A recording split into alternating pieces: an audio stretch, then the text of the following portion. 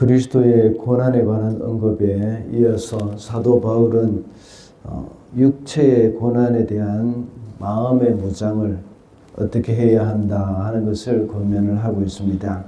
그리고 마지막 때에 성도들이 합당한 신앙생활을 할 것을 말하고 있습니다. 베드로의 권면은 먼저 그리스도께서 이미 육체의 고난을 받으셨다는 것을 상기시켜주고 있습니다. 그 후에 성도들도 역시 이제부터 육체의 남은 때를 사람의 정욕이 아닌 하나님의 뜻에 따라 살라고 했습니다. 주님이 오라고 하시는 그때까지 우리는 이 세상에 살아가야 합니다. 그때까지 우리는 육체의 남은 때를 하나님의 뜻에 따라서 살고 깨어 기도해야 한다고 했습니다. 그리고 육체의 남은 때를 하나님의 영광을 위해서 살아야 한다고 했습니다. 베드로는 계속해서 고난당하는 소아시아 교회 성도들에게 말을 하고 있죠. 그리스도인으로서 당하는 그 고난에 대한 인식과 또 자세에 대한 권면을 하고 있습니다. 그것은 주님의 고난에 참여하는 것으로 알고 기뻐하라는 말을 하는 것이죠. 그리고 그 고난을 부끄러워하지도 말고 오히려 하나님께 영광을 돌리면서 고난 중에도 적극적으로 선을 행하면서 하나님을 의지하라고 말을 합니다. 이런 베드로의 말을 생각해 볼 때 우리에게 오는 그 고난이 복이다라는 것을 다시 한번 우리가 생각을 하게 됩니다.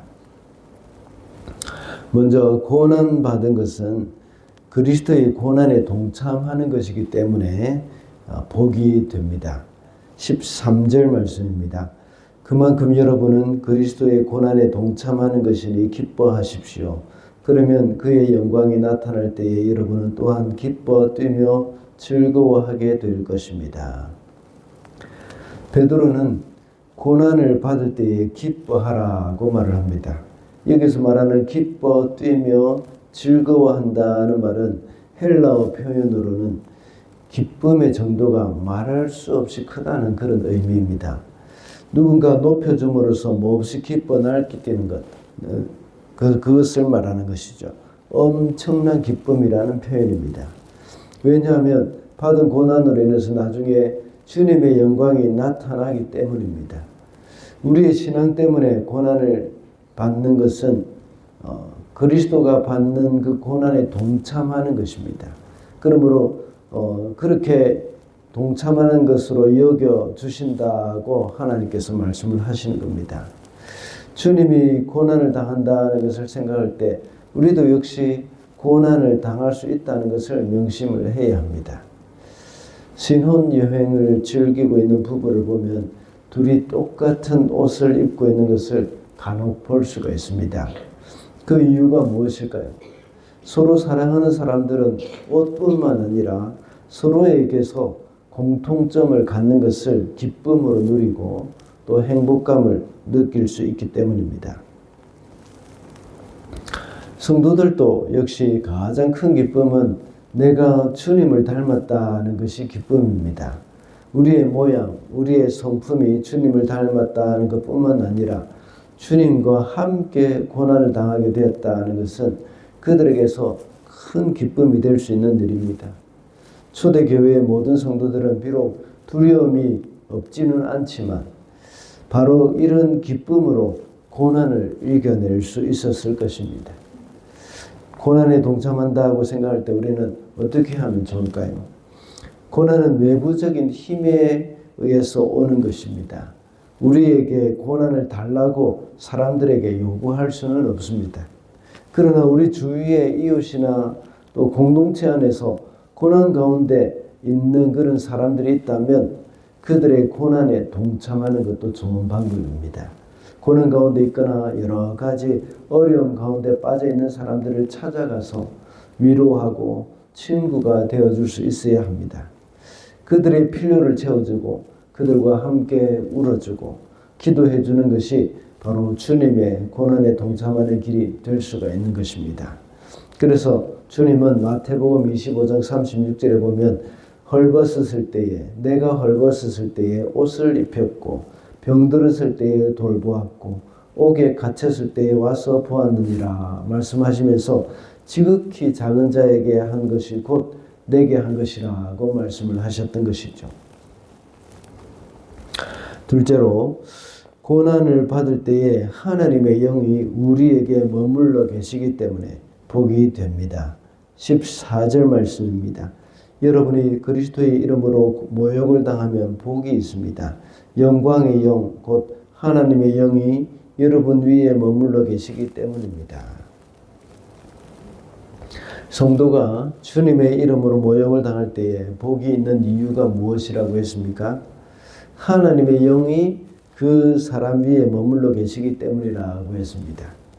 과거 출애굽 시대에 이스라엘 성막 위에 하나님의 영광이 머물러 있었죠.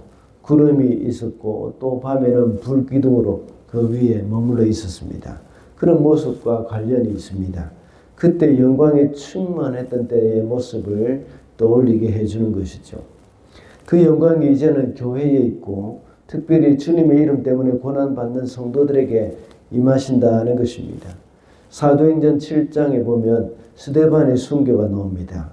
그때 스데반은 그에게 머물러 있는 그 하나님의 영으로 인해서 죽음의 순간에 그의 얼굴이 천사와 같이 빛났습니다.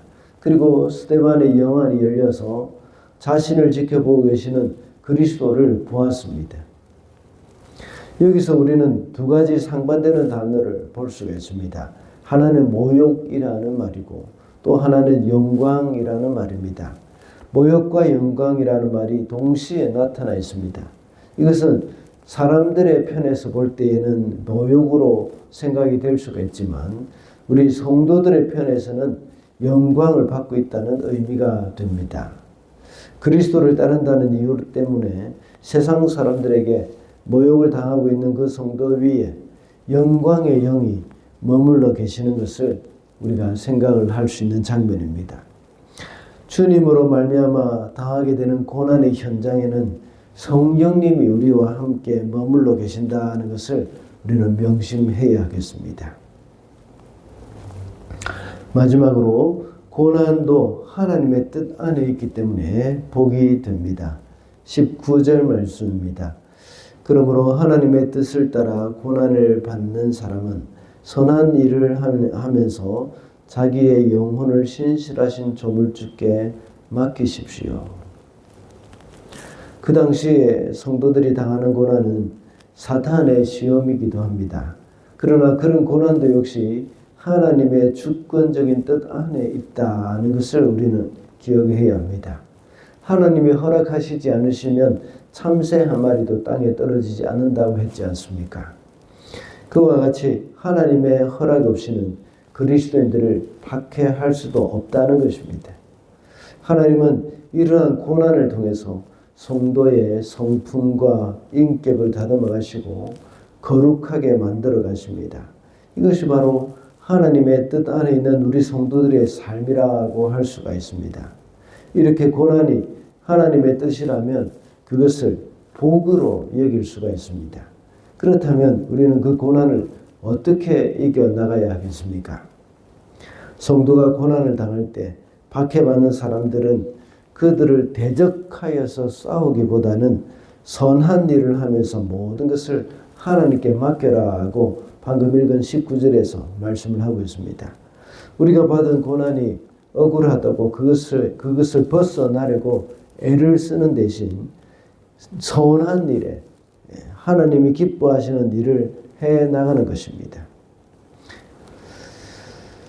이 모든 고난을 통해서 우리는 하나님의 뜻을 이루어 갈 수 있다는 것을 기억해야 하겠습니다. 물론 박해자들은 자신들의 그 악한 행위로 인해서 하나님의 심판을 받게 될 것입니다.